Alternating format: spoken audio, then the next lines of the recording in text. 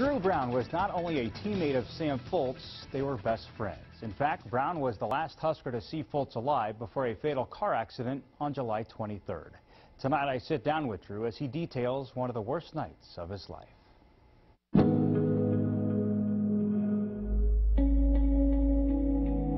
It was one of the first rides that I hadn't been next to Sam.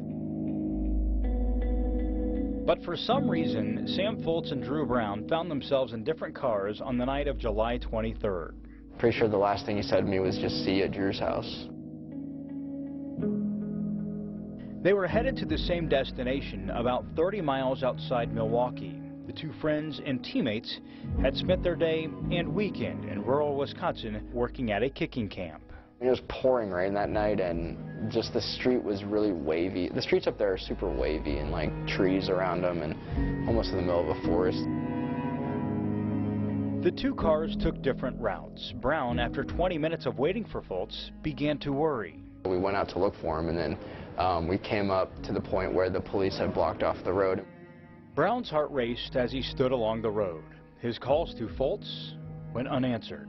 We didn't see the accident because the accident was kind of on the other side of a hill. They obviously didn't know the land at all, and they just hit the curve, or they hit that hill a little bit too quick, and then that curve just hit them.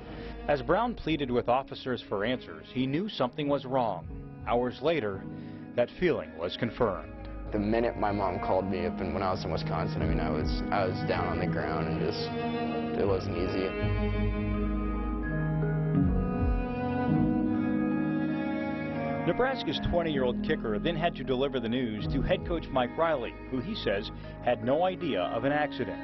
The two stayed in close contact in the hours following Foltz's death, leaning on each other for strength. This day will be stuck in time forever.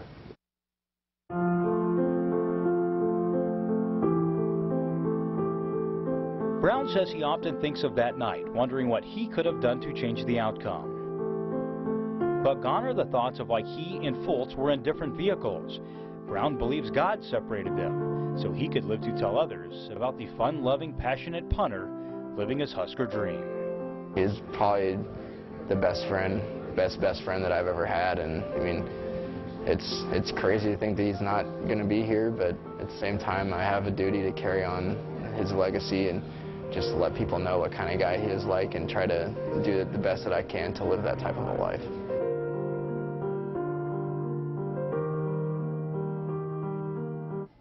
Brown says he is staying strong and he thinks of Foltz daily. He now wears a necklace with a number 27 pendant.